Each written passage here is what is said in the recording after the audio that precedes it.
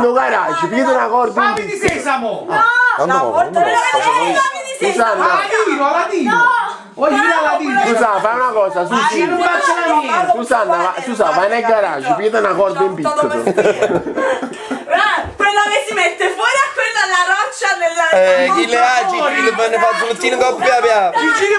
Gigini Mariotti! Credi che funga. sul cavallo, dice la parola Gigastro, ma non funga. Ah, ci caviglia Massimo Bandito. con la B, con la B comunque. Non sai che bella, la ciò di Milano sta in una cosa buona! Gigastro, funga. Lo sai come Gigastro, è funga. solo Mary. Ci può arrivare stato di Barabba. Sì. Allora, noi abbiamo dato un aiuto ma a parte veramente enorme. Hai detto un Manco personaggio hai detto un personaggio biblico. Ma non lo sanno, basta, ma non Guarda, Gago, facendo video, non mi muovrà mai. È un personaggio biblico. Mary, tu sei sempre in Hai detto una cosa- secondo me non è un umano.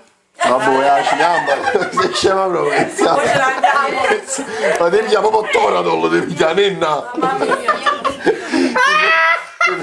Devi infialere il Toradol, mondato però, che ti fa male la capa. Un'entità, dici tu, uno spirito. Avete detto una cosa che si può avvicinare, le discussioni. Cadete- Un capiti, Ma non noi mi discussi Susanne!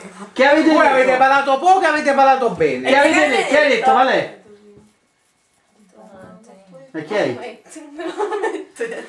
Che hai detto, Mary? Posso dirvi una cosa, però così voglio troppo. Già lo sto aiutando troppo, stiamo un po' Io non lo sanno, Basta, mi dite chi È il è. diavolo, il Il diavolo. diavolo, il personaggio, il padre di Magomed. Magomed. C'è una Bibbia, Maometto, là si fa killer. Mamma mia. Ma tu dici che poi la mia tavola! Dice non è un umano. Cioè, chi è Mosè che va Che dice Mago Forest?